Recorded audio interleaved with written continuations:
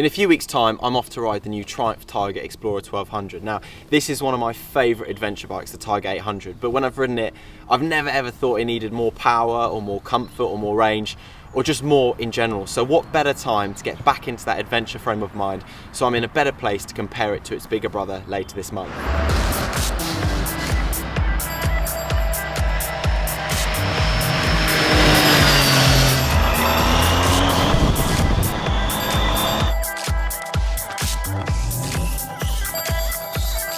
As I said before, I'm not a particularly gifted off-road rider, which is why we leave that stuff up to Susie, because she loves it up the dirt track. So I'm going to be taking this bike out on the road, but obviously because of the pedigree, I need to take it out on some of Surrey's finest trails. But unfortunately, Susie, once I'm done with it, I think it's going to need a bit of a clean. These new 800s were released last year and caused a bit of confusion when they came out because there's so many different models on offer. There's the XR, which is a road bias version, which comes with cast aluminium wheels and Showa suspension, and then the XC bikes, which come with spoke wheels, a 21-inch front wheel, and WP suspension. Now, both models come with traction control and switchable ABS, but then there are premium X edition models of these very models as well.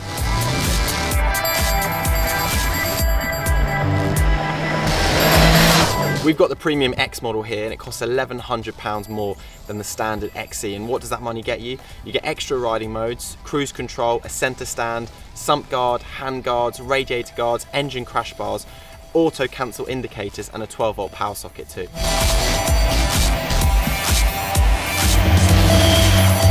And if that's still not enough for you, there's an XCA model also, which costs £1,000 more than the Premium X at £11,200. And that gets a heated pillion and rider seat, heated grips, an upgraded alternator which powers 3 different sockets, and LED fog lamps.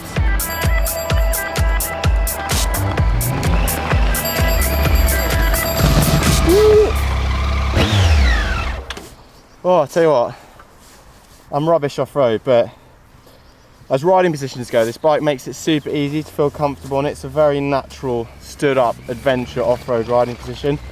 Handling-wise, I don't think it's as sharp as the Africa Twin, both on the road and off it, but it's still a very good bike.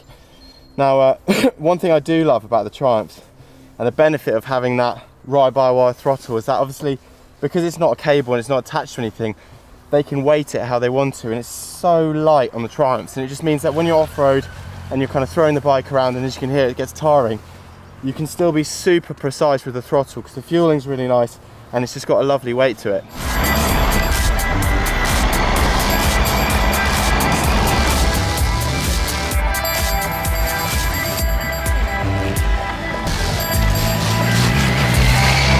I think I'm going to give up the trails for today before I bin the bike, because I've had it sideways a few times. And I think I'm trying my luck a bit now. So I'm going to head back out on the road and see how it fares on the tarmac. There's a few different rider modes on this bike. We've just come off the dirt stuff. So it's been in rider, which is effectively the rider configurable mode where you can turn off traction control, you can turn off ABS, which makes it much more suitable obviously for riding off-road where you want to lock up the rear or just spin it up off the throttle. But there's also a specific off-road riding mode where you've still got ABS on the front, you don't have it on the rear. Traction control is still on, but it's very limited. And then finally, what we're going to be switching it to now is road mode, where traction control is on high, ABS is on high. It's basically the safe option.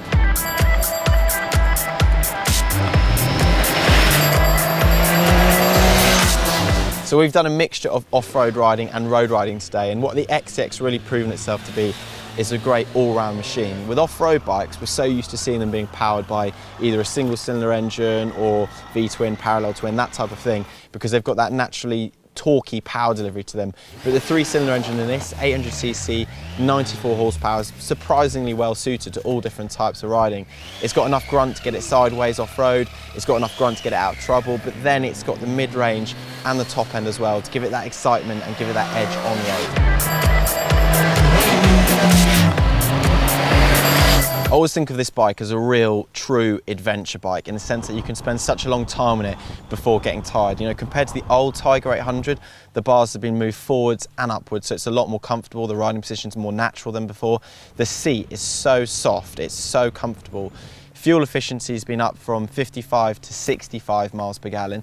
Pair that with the 19-litre fuel tank and you'll see roughly about 270 to 300 miles before fill-ups. I think there's a nice level of adjustability on the Tiger 800. The front and rear suspension can be adjusted for preload, compression and rebound damping. Then there's the brake and the clutch, they're also span adjustable. The seat is also adjustable, so you can move it from 860 mils to 840 mils. But there's also a low seat height option kit that you can buy directly from Triumph, which brings it down another 50 to 60 mils for the shorter riders. Something that isn't adjustable on the bike is the screen, which is a bit of a shame because it means you have to buy an accessory from Triumph if you want to change it. Also, something else that I didn't like were the brakes. They're twin disc at the front, but they're little 2-pot Nissin calipers, and it's fine off-road, but on the road they're a bit weak. Another thing that I can't stand are these mirrors. I don't know why manufacturers put them on stalks anymore, because I knocked this one on the garage coming out this morning, and now I don't really have a mirror because it's pointing somewhere over there and I can't adjust it unless I've got a wrench. Personally, I think one of the most competitive things about the adventure bikes is actually the styling. If you think about this and the Africa Twin and the GS800 and KTM Adventures, they're really tough looking bikes. I think the XCX really holds its own though in that department. The engine crash bars, the sump guard, the aggressive styling on the tank. It's got some really sharp lines around the beak and the front area as well. It just gives it stance and presence. We've not got the panniers and top box on the bike today, but it's a really good system, really well built. The only thing I don't like about it is that when it's not on the bike, you have this really ugly hanger system on it that you can't remove. So both Susie and I are pretty keen on this bike. You know, she rode it at the launch in Spain, she's taken it to Trail Quest, and I can totally understand why she's chosen it as her long-termer because it's a great bike. I've ridden it a number of times. It's the first time I've taken it off-road and really sort of got it sideways and a bit dirty.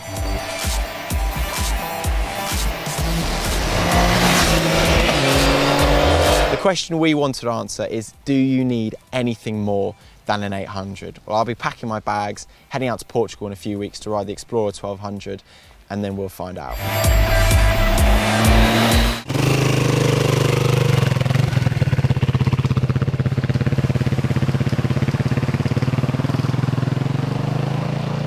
I'm not even going to try it on this bike.